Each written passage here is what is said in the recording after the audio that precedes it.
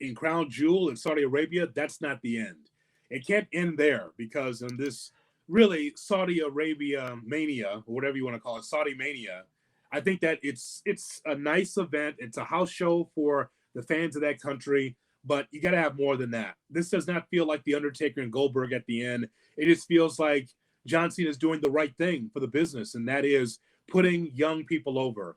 I love the story because I don't think any of us knew how long it's been since John Cena has won a singles match. Mm-hmm. He wins a singles, he goes through the singles match against Solo Sikoa. I think some people thought, okay, Cena, you're right. You haven't won in a long time. Here's an opportunity for you to beat Solo Sikoa. And the way that Sikoa beat John Cena, it wasn't just like a fluke pin or wasn't outside interference, just the spike time and time again right into the throat of John Cena, and Cena was pinned cleanly. So, no, I believe we'll see him again.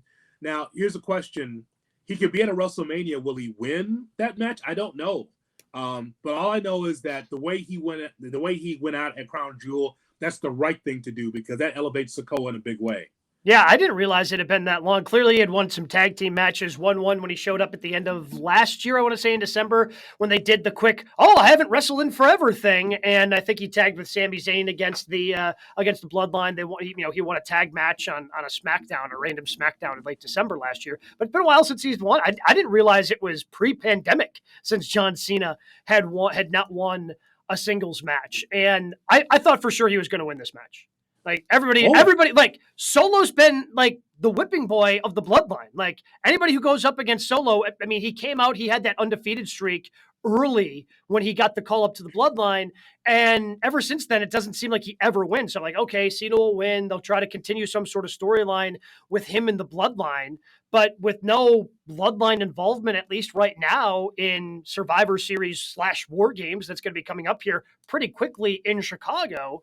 That, I guess there wasn't a need for any sort of opponent for Roman Reigns at Survivor Series. So the fact that he went over, like you said, the dominating factor, like that does a lot for Solo Sikoa because he's still John Cena at the end of the day. And I made the argument last week, Jay Hood, that I thought Cena had to win. Yeah. Because you can only keep coming back so much and putting everybody over before it stops meaning something. Mm-hmm. And I think we're getting close to that, especially because they used it as part of the storyline with Cena this time around. But at the same time, like if that's it, then, I mean, that's a heck of a way to go out for him to go on his back and doing the job for Solo. I'm with you. I think we see at least one more John Cena match.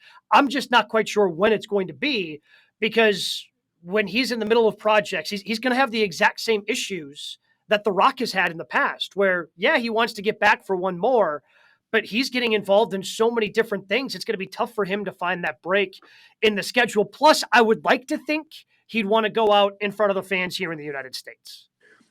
Cena got beat so bad, I thought he should have been in the first match. Because usually that's the case, right? Well, but they're all taking like the same flight back, so it's not like he can just hop on his own jet and get back to wherever he's going, like when it's here in the States. Wait, so you have him being with the rest of the wrestlers? You don't have him on his private plane? He's with the crew? Boy, that's something, boy. That's different.